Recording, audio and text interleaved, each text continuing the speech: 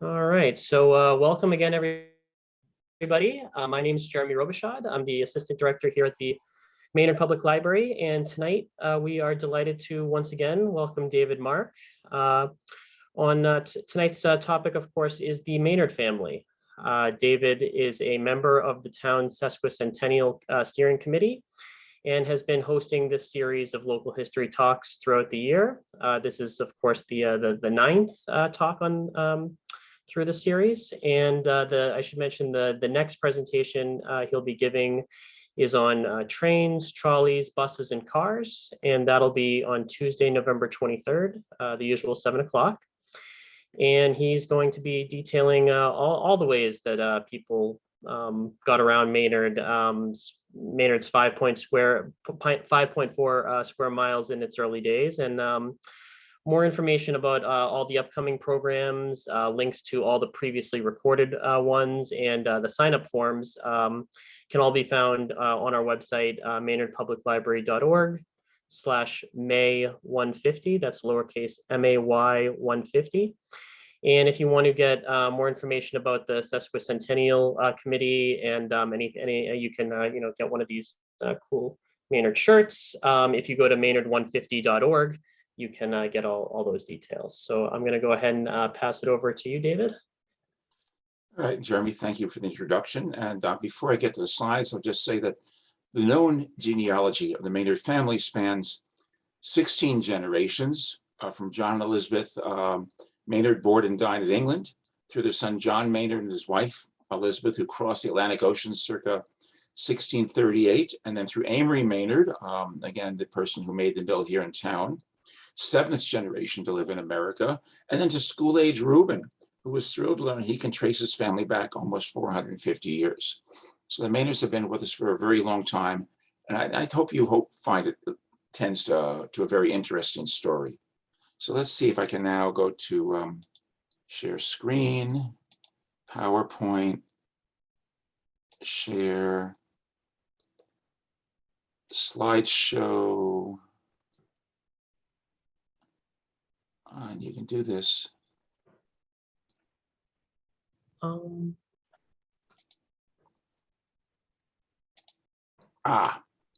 So. We see it. You see it and you hear me. Yes. Yes?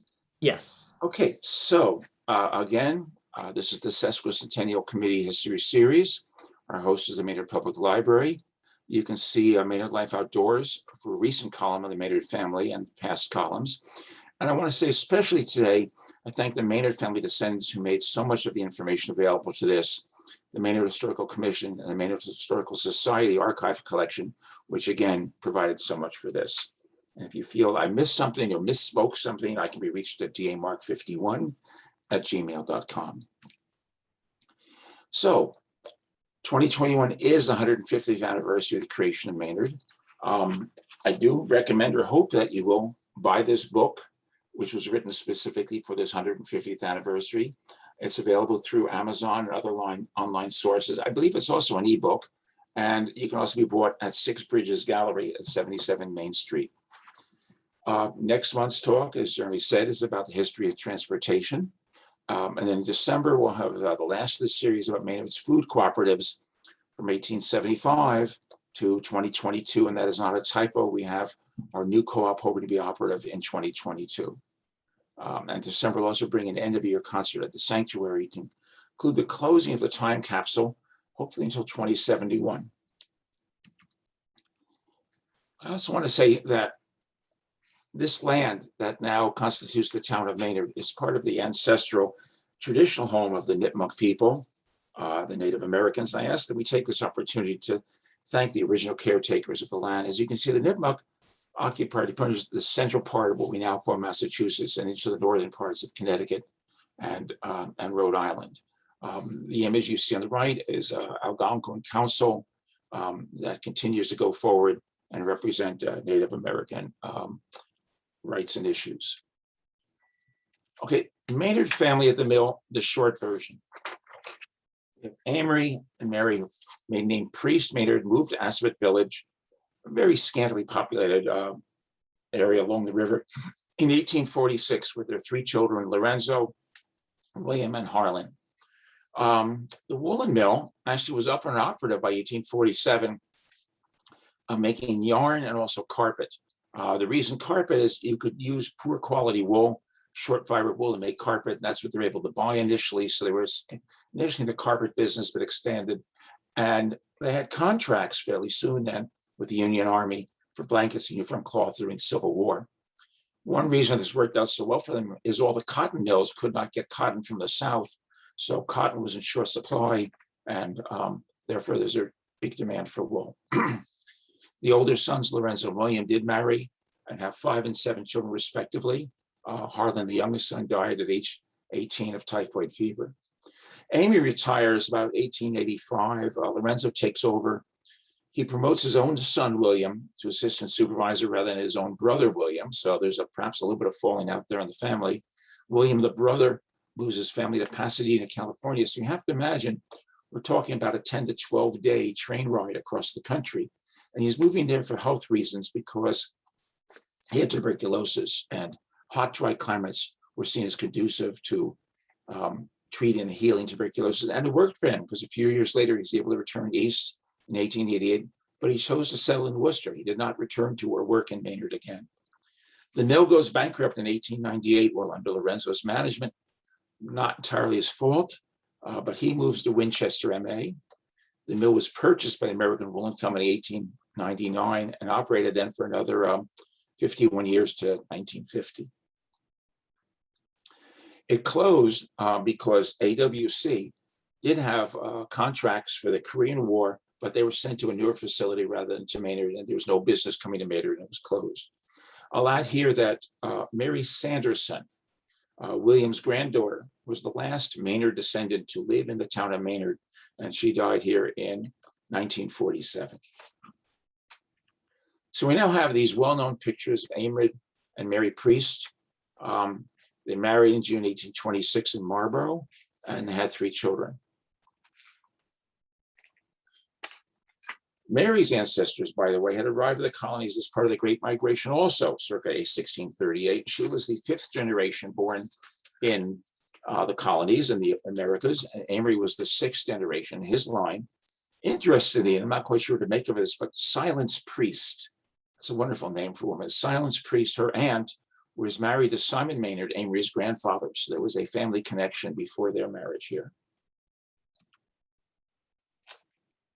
So in this list of befores in genealogy, it was the 2nd John Maynard, along with his son, who came to the colonies as part of the Great Migration. If you go down to the 2nd Simon, Simon served in the Revolutionary War, which of course means that all of the descendants can be considered as daughters or sons of the American Revolution. Meanwhile, his great aunt Hannah is ancestor to Presidents George Bush and George H.W. Bush and George W. Bush. You'll notice also that large numbers of children were sort of common during these areas, so that that we have John Maynard the 2nd, 5 children, John Maynard the 3rd there, 11 children, Simon 10, Ephraim 9, just tremendous numbers of Maynards out there who probably gendered people or distant relations to our Maynard. I do want to mention before I go that William Knight is the oft forgotten partner in this mill. And what had happened here is that he had arrived on these shores from England in 1824, not married. He was an experienced mechanic with skills in water power and textile machines and carpentry. He started off right away as a mill superintendent, but by 1829, he had started his own mill in the Saxonville part of Framingham. He and his wife lived in rooms. It's an interesting story because he and his wife lived in rooms above the mill, above the factory, overlooking the mill pond. And accounts had it that she would occasionally sometimes fish from their windows to catch their dinner. But by 1845, Knight's operations had expanded to 3 mill buildings, and he had 232 employees. Now, there is a quote here that comes down to us that says, when William Knight and Amory Maynard met, Knight had the money and Maynard had the experience. But by the time their partnership ended, Maynard had the money and Knight had an experience. So I want to point out that the truth was somewhat more complex than that. What led to them becoming partners? First, Maynard Amory was operating his own sawmill that he inherited from his father, and also was the construction company business, and had actually constructed mill building for William Knight. So they knew each other and had worked together. So what had happened in 1845, 1846 is both of them were basically bought out from their water rights, their mill ponds, by the city of Boston, which intended to use their water. That was the Fort Meadow Pond and Lake Kituit for drinking water for Boston. So they were paid in those days a humongous amount of money to give up their water rights to their ponds. And at this point, Amory in his mid-40s, Knight in his 50s, could easily basically retire rich and had a life of leisure the rest of their life. But instead, they sought out a place to form a partnership and start a business. So they settled or targeted Maynard, and we'll explain why a little bit later. And in sort of 1846, we're buying up hundreds of acres of land, mill, water rights, and it completed a wooden frame 3-story mill that they named Assabet Mills. And by the 47, they were already operative and profitable. And by 1852, 2 more buildings had been built. Now, in a fairly short time, Knight sells his interest in the mill and his land. He had actually never lived here. He had moved from Framingham to Boston and been the Boston end of the business, doing the sales, the marketing, and representing the company in a Boston office. And actually, after he retired, he built himself a beautiful brick 5-story townhouse on Beacon Hill. So he was in no way impoverished by the fact that he had been a partner with Amory Maynard. He died in 1870 and sort of vanished from history. His heirs are unknown, his burial site is unknown, but he was essential to the story here because he had put up a goodly amount of the money going in. So we get back to this bit of a timeline. Again, we said the city of Boston buys the water rights with tens of thousands of dollars in hand. Maynard and Knight are buying acres, a sawmill, and importantly, water rights. They're buying what had been a wood furniture processing mill on what we now call Mill Road from Asa Smith, buying up a lot of land from the Smith family, which had been farmers here. And their genius was to realize that if they built a much larger dam, half a mile upriver, which is the current Ben Smith Dam, and then created a canal of almost a mile long down to the site where they built their mill building, they could have a much greater vertical drop. And the vertical drop basically was the power they were going to need to power their mill. So by doing this, by having the financial assets to do a major construction property, they were able to come up with a very profitable and well-powered mill. So by 1850, Knight sells his share of the mill to Maynard, but he still holds the mortgage and he continues as a partner. By the way, Amory Maynard at this point entices the Fitchburg Railroad to connect, and this allows raw wool to come in and the finished goods to go out. So the making of the town was really twofold. It was the water power for the mill, and it was the railroad to bring the goods in and the goods out that was the making of what at that point was Assabet Village, what was growing rapidly. 1852, Knight's wife dies, he retires. Importantly, in 1861, the mill fails. Knight sells his mortgage on land at below market value to a group that then reincorporates the mill the very next year with new partners and buys the land that Knight had sold. At this point, Amory Maynard is now a minority owner, and he's referred to as an agent, which we should think of as a chief operating officer. He is the largest shareholder, and you can sort of think that Knight was sort of squeezed here out of selling his mortgage and the land at low market value. But as I said before, he definitely wasn't impoverished or suing anyone to get more money back. And the process went on without him.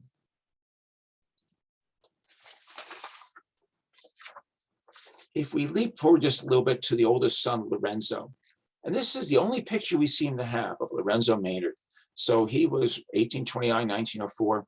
He had 5 children, 4 daughters and a son.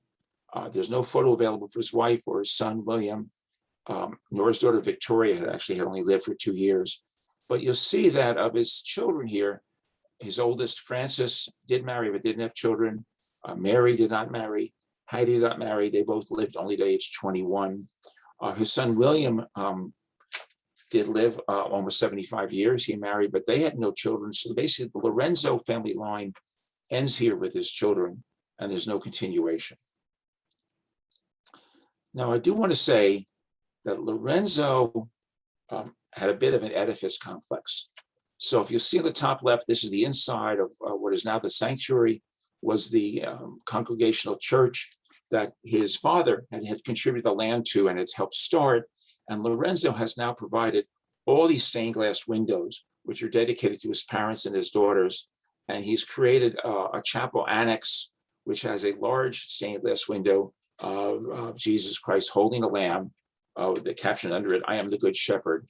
And then he, in 1903, contracts to have this beautiful mausoleum created in Mount Auburn Cemetery, which is the fanciest cemetery. It's in Cambridge. And it also has 5 stained glass windows. So again, we see Jesus, and we see the side panel next to it with an Alpha and Omega intertwined over pillars and a cluster of grapes. He was also responsible for paying for the clock tower in 1892, which he basically paid for out of his own pocket. It was not to serve any function to the mill whatsoever, but he just felt that the mill deserved a nice tall clock tower with a clock, which is still with us. Still, by the way, mechanical. Every Monday, it's wound up. It's an 8-day clock. It's wound every 7 days. Takes a bit of winding. It's a pendulum clock with the weights dropping from the very top all the way down to the ground floor, and they're wound back up again. And one hope it continues because it is the original mechanism in that clock. Now, when I say that Lorenzo built a mausoleum, he said, well, why wasn't he just buried in the town of Maynard along with his family? Well, the mill failed in 1898, and he had moved himself to Winchester, Massachusetts. And as the town actually nearly changed its name to Assabet in 1902. So there's a lot of falling out and some financial shenanigans he seems to have pulled before he left that led to this falling out.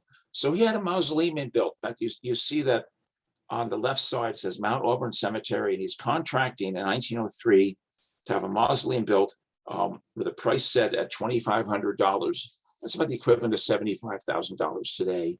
To have this built, this beautiful, tall, impressive mausoleum. And then he died himself in 1904, but his son William, following his father's requests, had Lorenzo, his wife Linda, and their 4 dead daughters removed from the crypt in Maynard and transferred to the Mount Auburn Cemetery. So even in death, no one would have to be connected with Maynard anymore.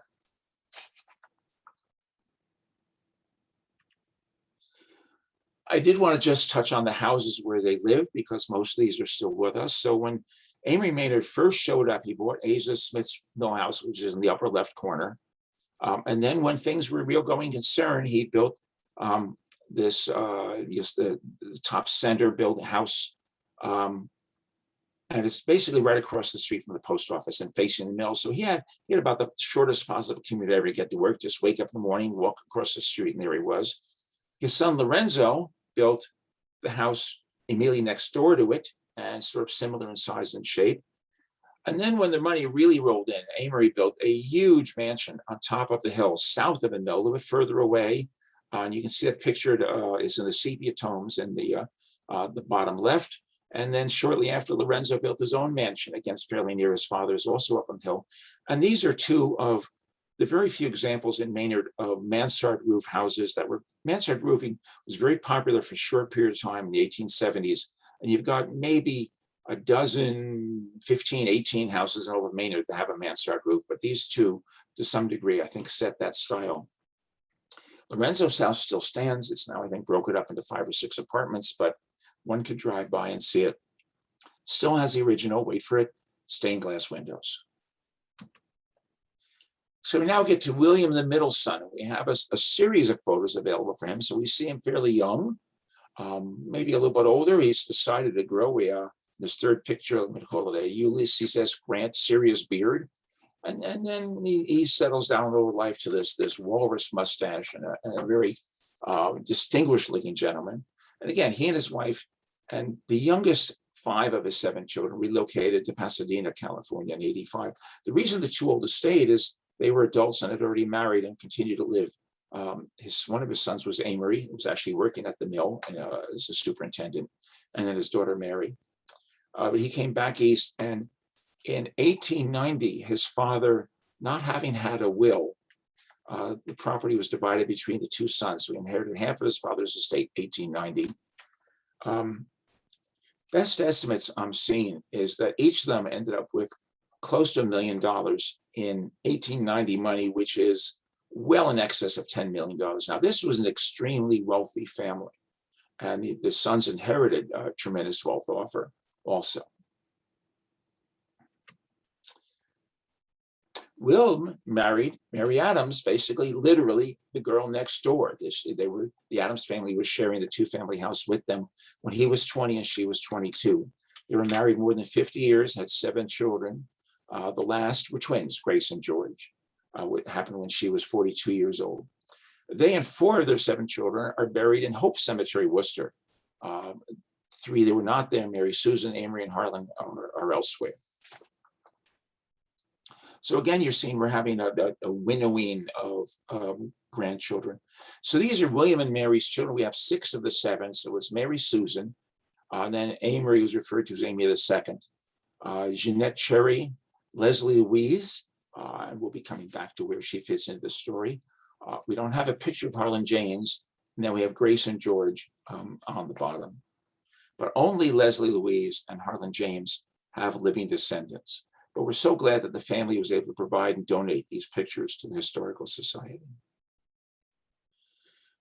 Hope Cemetery, Worcester, Mass., which was established in 1854, is where William had chose to be buried. And unlike his brother, William chose a modest plot and is next to these similarly modest Roaring family plots. So the far left, let's see if we can get to it. This is Maynard. This is Morgan. We see William here. We see his wife Mary here. Very simple plot, but a very beautiful setting on the hill overlooking the Worcester Valley.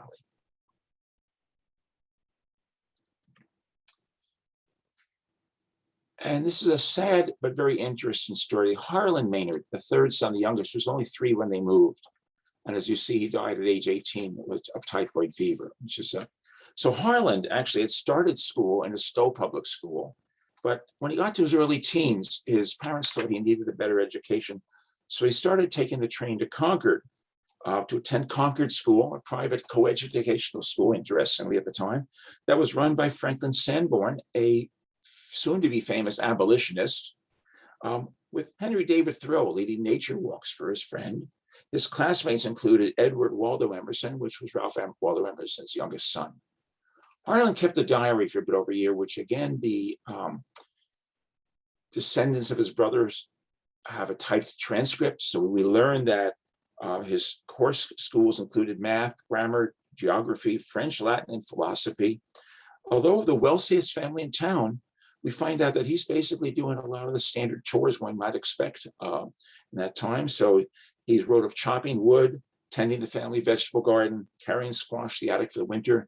He's occasionally over the mill helping his brother unwrap bales of raw wool to be processed at the mill. And we have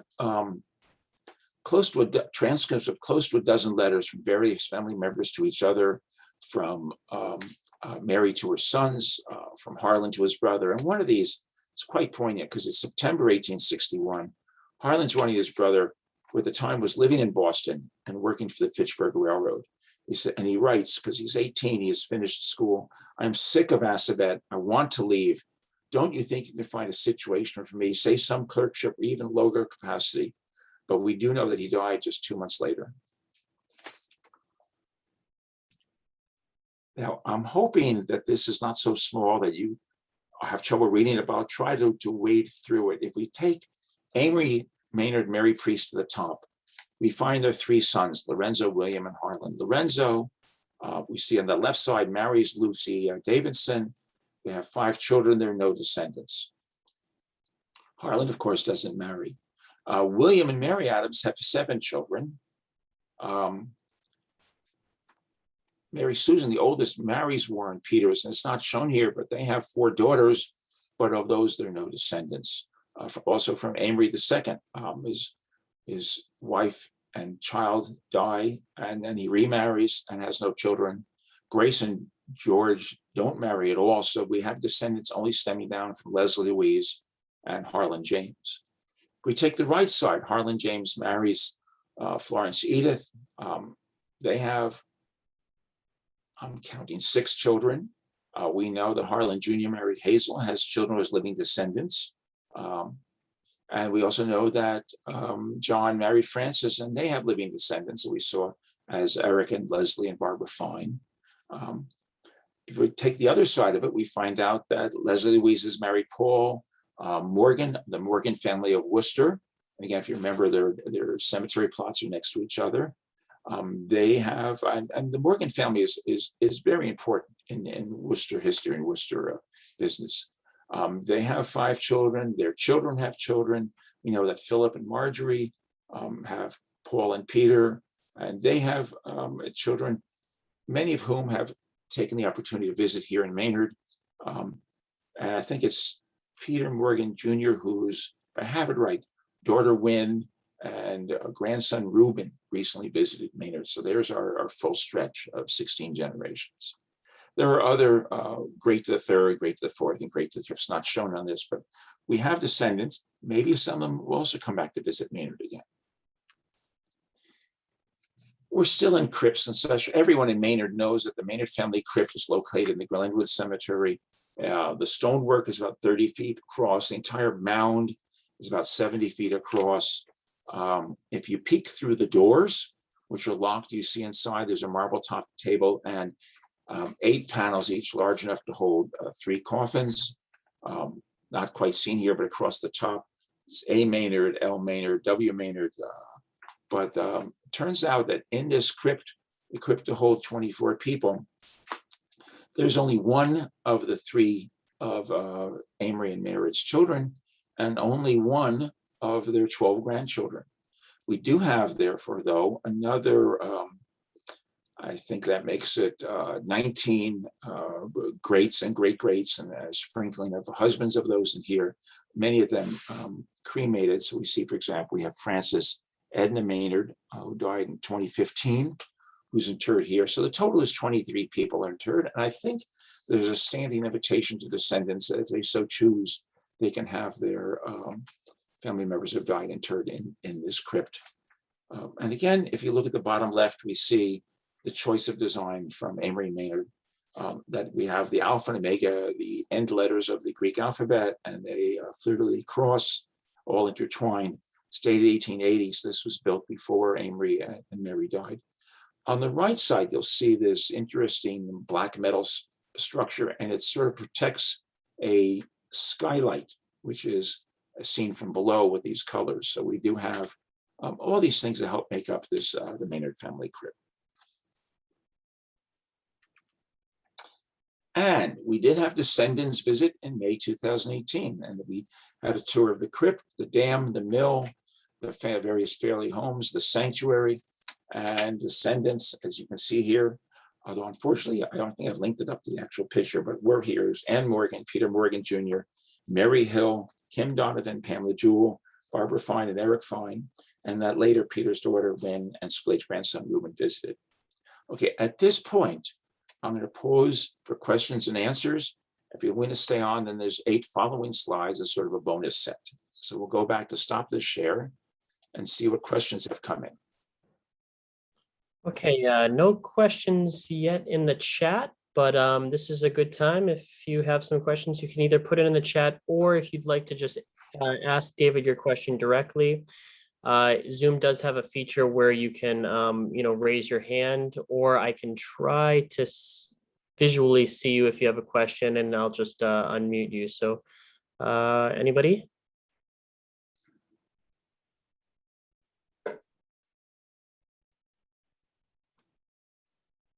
Um,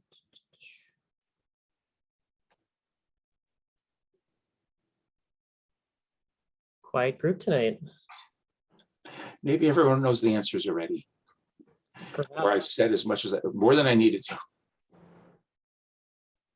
Oh, okay. We've got one coming in from Denise here. When is the Maynard family moving back to Maynard? Well, that's up to them. Worcester's not that far away. At the very least, they can visit. They can stop in at a restaurant or have a little rendezvous, or perhaps having a family reunion at the sanctuary. There's something that could happen.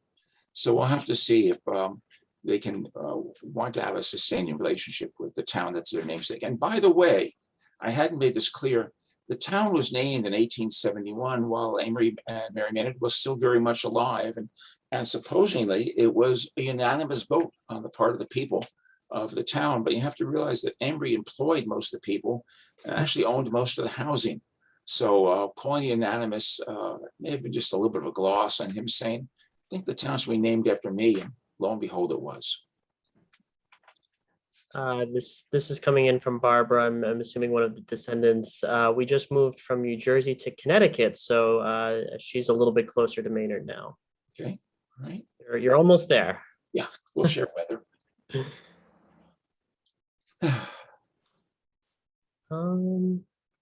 I know everybody's eager to watch the Red Sox, but come on, anybody have some good questions here for David?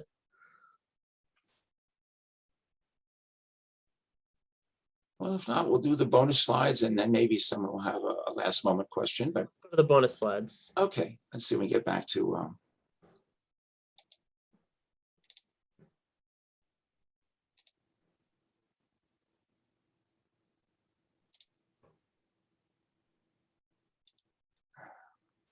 okay, so has everyone seen our 2018 visit? Yes. All right.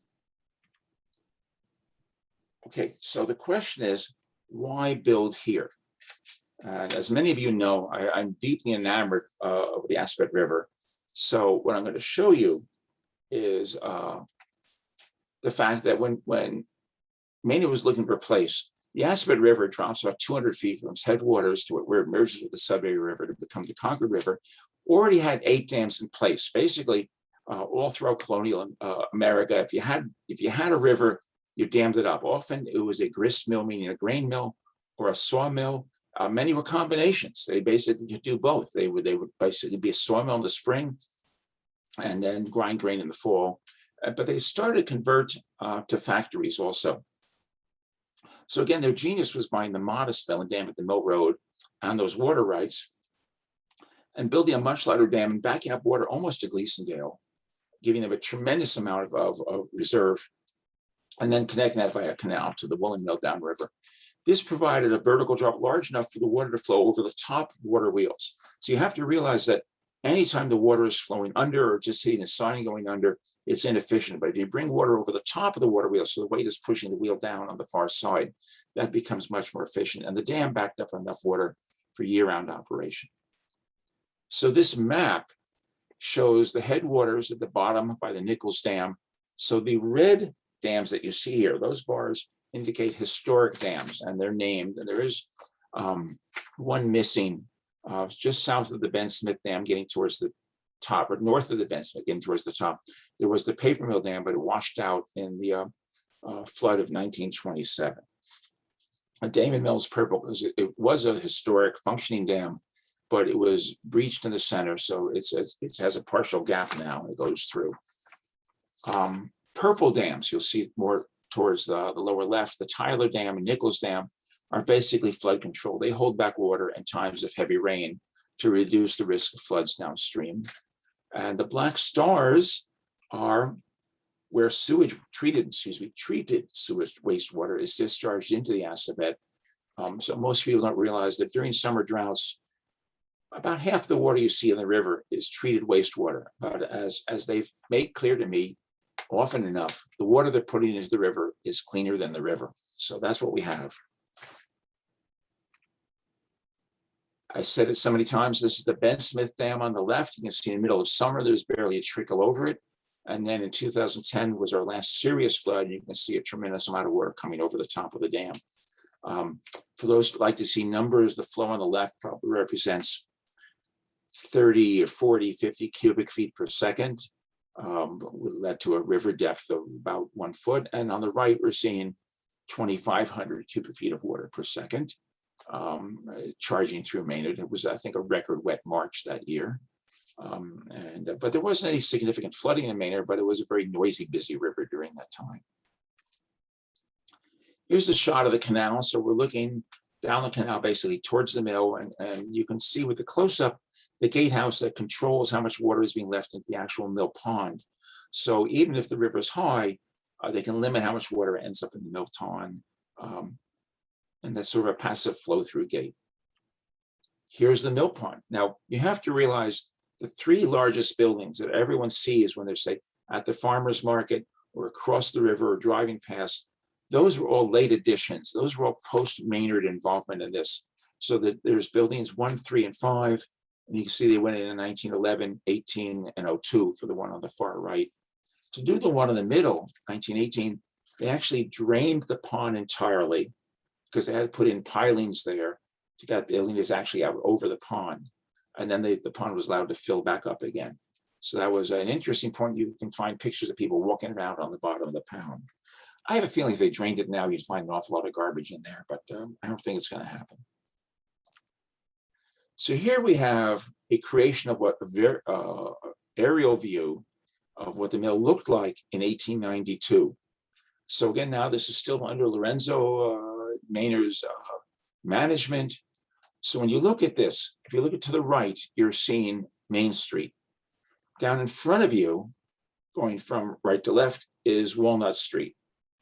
And so you can see the water coming along that.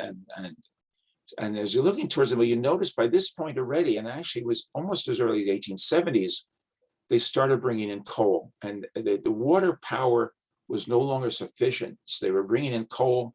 The railroad spur ran around the back. And the powerhouse is by the tallest stack on the left. Coal is also being dropped up. And these coal-fired steam engines are powering the mill at this point. You see on the far left, there's a circular, a round structure. That was for coal gasification to make coal gas, which was used to illuminate the mill. So we also were providing pre-electricity gas light to light the mill. Slightly to the right of the center, you'll see here the clock tower, again, that Lorenzo built in 1892. Now, what's missing from this, as you look at this, is the 3 large buildings on the far behind these, which shrank the pond. And of course, there's no parking lots because everyone walked to work. As a matter of fact, we have pictures even from the 1930s when there's no parking lots, because again, pretty much everyone walked to work. This is basically a map of the same situation. What you will see here is there's a railroad spur sort of starting over here. So the trains would come in and then come in over here and drop off the coal down here. There's the gasification, there's the mill. So this says offices, the storehouses are gone. There are more buildings here. There's another building here. There's some small buildings here along the river. And then of course the big buildings, 1, 3, and 5 along here. Shows chimney. Now, one of the points you have to realize is that how much of the town was actually owned by either the company or Amory himself or his family. So everything on this side was owned. It was Assabet Manufacturing. These row houses are still there. They're along Railroad Street. And those were owned by the manufacturing company. Lorenzo owned where the Boston Bean is now. Across the way, what we know of is Gruber Brothers building, perhaps soon to be torn down, was referred to as the Riverside Hotel. Amory Maynard personally owned this is where CVS is now. And again, Maynard owned this. And then we don't see on the map, but the entire hill on the far side was basically the estates of Amory and Lorenzo. William owned very little in this town. Again, he just was not quite as involved. Now, I do want to say another image of this, I'm going to back it up. Another image of this states that the mill took in about 5 million pounds of wool every year and was producing 8.5 million yards of cloth. The wool at this point was coming not just from the US, but from Canada and from overseas by ship, and then being transported by train here. So this was an international business, processing wool. I can't begin to tell you what these machines do. I just wanted these pictures are very intriguing because there's these huge sets of machines that are all processing what comes in as raw wool, washing it, scouring it, separating it into the threads, twining it, seizing it, wet processing it, dry processing it, shaping it, cutting it, fulling it. And it takes about 6 weeks for bales of raw wool to end up as finished cloth. And let's just see. That's it. So I'll tell you what, I'm going to kick this back. If that raised any questions, we can give it one more shot. Otherwise, I'll free you all up to prepare to watch the Red Sox. Yes.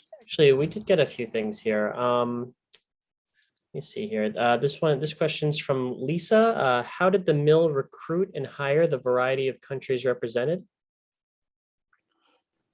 The mill was strongly anti-union, and part of what they were doing was bringing in different ethnic groups so they could never really coordinate that well together.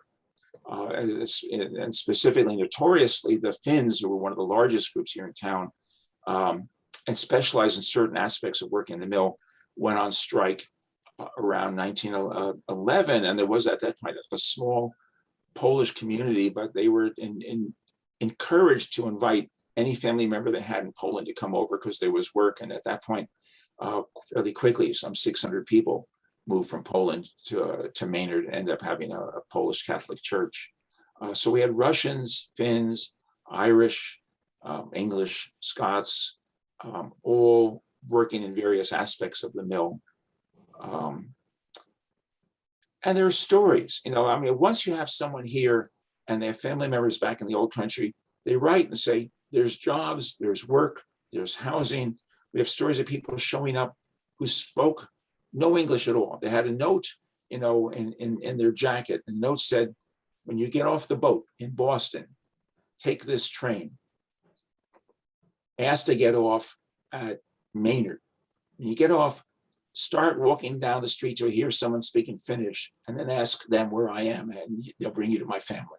So people were showing up with no English, living here with no English, but definitely happily working here and having children and sending their kids to school. And often the children are the ones who are learning English before their parents. Okay, this question comes from Carol. How much were the taxes for the Maynards?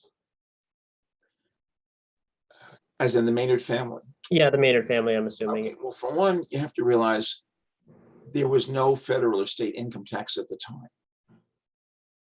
So there would have been property taxes. And unfortunately, I just don't have those numbers at my fingertips. They had a lot of property throughout the town.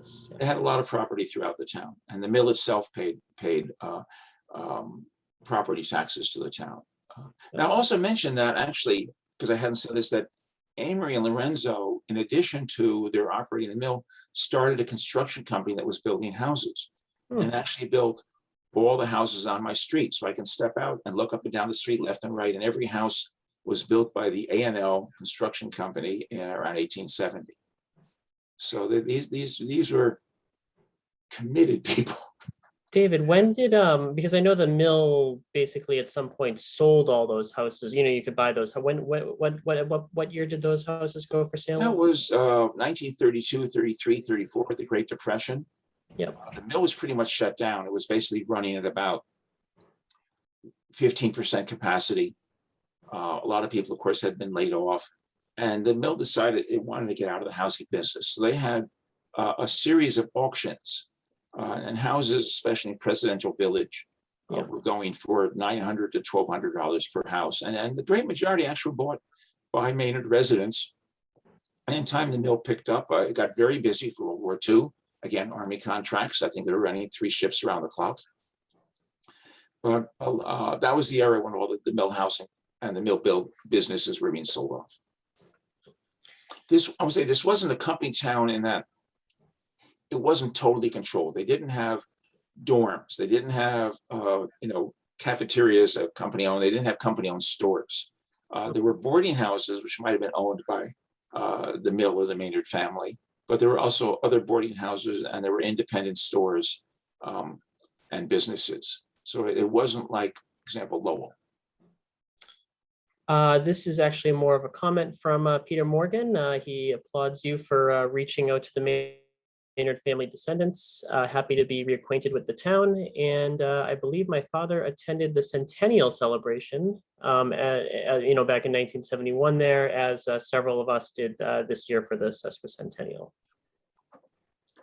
Well, send your grandchildren back in 50 years. And this is coming from Barbara. She says, my father, John Maynard, attended the centennial celebration too, and I have the Maynard centennial coin from it. Excellent. This is a question coming from Frank Catania. You mentioned that there was some thought to renaming the town Assabet. Can you say a little bit more about that? Yeah, there were several reasons for the animosity towards the Maynards. One is that the town, and the major one, is the town at that point had no bank. Because it had no bank, employees of the mill could basically leave some of their salary untaken. And the mill was acting as a de facto bank for them, and they were actually earning interest on the money they had left in the hands of the mill. And in fact, also residents of Maynard, even those who didn't work there, let's say like scorekeepers, could have accounts at the mill and also would be earning interest. The interest was highest for the employees, but it was just in effect serving as a bank, not doing mortgages, but serving as a savings bank. When the mill went under, there was a sense that Lorenzo Maynard took out perhaps as much of a $250,000 for himself, and there was a shortfall on the amount of money that was due to the employees and residents of Maynard that they didn't get. They got initially only about 50 cents on the dollar, and only after the American Woolen Company bought it the year after, and then made a good bit more. But they still ended up only getting basically 70, 75 cents on the dollar of what they had saved at the bank. So that's a real reason to be angry at the Maynard family and the Maynard name. And secondly, there was always a feeling that Amory should have done more for the town, that Amory and Lorenzo should have done better things for the town, should have been benefactors, should have been citizens of the town that were supporting schools and parks and music.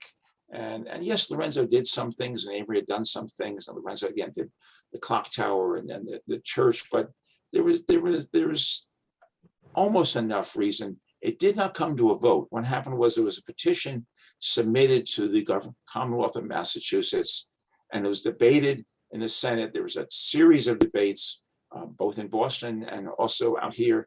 And in the end, the Boston Congress decided to not approve this. So it never was allowed to come to a vote. There had been, of course, at that part, a proposal to make the town called Assabet. Some people liked it, some people didn't, but it was moot. And that was 1902. Yep. All right, very good. This question comes from Lola. Were these mill workers all men, single, married? Any sense of where the mill workers went? Many of the mill workers were single, and again, immigrants, but they were both men and they were women who were coming over. One of the points about woolen and cotton mills is there was a lot of work that did not require a lot of strength, but it required a lot of dexterity. So women were hired in textile mills because they were good at the jobs they were supposed to be doing. And as a matter of fact, children under the age of 16 made up about 20% of the people employed at the mill. Against school was only required to the age of 14. And then they were raised to 16 later, but many children, basically never finished high school. And their parents sort of said, well, listen, I'm working at the mill, you come work at the mill. Children under age 16 were only paid 5.5 cents an hour. Adults were making 20 cents an hour back in this era. The mill work was hazardous. There were occupational accidents. There were deaths in the mill. There were not dorms for women in the way there was at a place like Lowell and Lancaster. where the single women came and worked for a while and went back to their families. But it was single, it was married. Once the mill sort of started expanding, circa that 1900, there were a tremendous number of marriages because all these people came over single and got married here. And then there was a huge influx of children. There was a tremendous baby boom. So I hope I give you a sort of a picture of what was happening as the population quickly went from 3,000 to 6,000 in about 10 years. That actually kind of leads into the next question from Paul. How many people were employed at the mill, presumably at its peak? And when it was busy, you were looking at 1,500 to 2,500 people working at the mill, basically walking to work. And to give you a sense of that, the mill had a steam whistle system. So at 6:45, the whistle was blown to remind everyone you're supposed to be, pretty much at work. And at 5 to 7, it was blown again. By 5 minutes to 7, you're supposed to be at your workstation. And then exactly at 7, there was one more short blast, and that's when it was called the tick. And that's when the machinery all turned on again. And everything started moving, everything started working. The shuttles were going back and forth, and the looms were doing this, and everything was busy. And then there was a break for lunch. Then you're back to work. And also the mill actually had a curfew bell set up on one of the high ends of the mill, which rang at 9 p.m. and employees were expected to be home by 9 p.m. and not out drinking or dancing or carousing if it was a work day tomorrow. So there was a fair bit of control of what was going on in this town. Yes, and of course the curfew bell is going to be making its way to the library in the near future. So the bell was donated from the mill to the Lutheran Church, and then the Lutheran Church de-churched itself and donated the bell to the town. And I guess the library is going to be the home for it, or is it temporary or permanent? I believe semi-permanent. But yes, we just keep an eye out on social media. We are going to be the home of the curfew bell. The idea of a curfew bell is interesting. Yes. Okay. So still not quite game time. Maybe another question or two, or we should just Yeah. Let's see here. This is just a comment from Steve Wagner. He said that a fairly substantial number of Italians as well worked at the mill, and many of the Irish came in via Newfoundland. I think many of the Finns came here after the Swedes, and the Finns had already gone to Fitchburg. The closest Finnish language newspaper was, I'm going to butcher this, the Ravaja, the Pioneer in Fitchburg. And this is a question from Peter. The town has current residents with connections to the mill? Question mark. Well, of course, the mill is no longer the mill. Yeah. Stopped operations in 1950. So there may be a few people in their late years who actually worked there when it was still a woolen mill. And then, of course, it became the headquarters for Digital Equipment Corporation. That was started in 1957. And so by the mid 80s, this was the referred to as the mini computer capital of the world. And we had Digital Equipment Corporation with over 100,000 employees worldwide, and 3,000 or 4,000 actually working in Maynard every day. Yeah. So many people worked in the mill, just not at looms, but at early computers. So yes. Circuit boards by hand.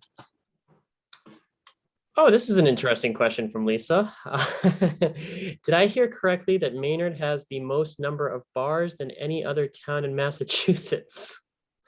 Not now, and I've never been able to confirm that, but I've heard that every year I've lived here, someone said, okay, we were in the Guinness World Book of Records for either the most number of bars per capita or the most number of bars per square mile. I haven't figured out how to research that, but I've heard it. I cannot confirm it. I'll have to go digging through some old copies of Guinness Book of World Records, but that doesn't ring a bell to me. That's interesting. Yes, but there was definitely a period where there's more of a drinking town. Yeah. And a rough town. I mean, as a factory town, it had a reputation. If you were living in Concord, little bit scary going to Maynard. Sure. Yeah, I mean, you couldn't get a drink in Sudbury, so that's why Babe Ruth would come to Maynard, right? Different era entirely, and people don't understand that before national prohibition started in 1919, each town in Massachusetts was voting itself wet or dry each year. And Maynard tended to vote wet, again, because it had a lot of immigrants from countries who had drinking traditions. So often Maynard was wet when all the surrounding towns were dry, and yet you could take a trolley from Stowe or Acton or Hudson or Concord to Maynard and stock up on your booze and then take the trolley back home again. But Maynard had a reputation as staying wet back in the days when the other towns were voting themselves dry. Sure. And yes, Babe Ruth, he came drinking here before national prohibition. I'm trying to set the dates straight. Yeah. So he wasn't speakeasy in it. He was just legally drinking. Yes. Oh, Yeah. Someone had let's see. We've got so Judy's saying there were 22 liquor licenses at one time. Do not remember what year. A lot of the towns around Maynard were dry. Yeah, I think someone else commented it might be in Ripley's rather than Guinness. The version of the so many bars story I've heard cited Ripley's, believe it or not the Guinness Book of World Records. Wet and dry periods alternated by local option when neighborhood towns were all dry. Yeah. All right, so got to check Ripley's for that. So this is not Maynard family history, but it's Maynard history. Yes. Yeah, so I've got about 8 o'clock here. We've got the Red Sox starting shortly, but last chance to get in any questions for David if you have them. And just one more reminder, tonight's. I'll get to you, Peter. I do see your hand up. Oh no, you're all set. Okay. I will send out the recording, the Zoom YouTube recording tomorrow. So you'll have that in your inboxes shortly. And you can sign up for the remaining 2 Sesquicentennial programs on the website. And you can also, of course, view all the previous recordings. There have been 8 previous recordings. So if you missed one, definitely go back and check those out. And hopefully we see you again all on Tuesday, November 23rd, when we do planes, trains, and automobiles. Well, and trolleys and all those good things. Go ahead, David. I just want to say thanks to everyone for just letting me share this information, which I think has just been so integral to understanding what and why this town is. So again, thank you for being here tonight. Yes, thank you, everybody. Have a great night. Go Sox. Go Sox.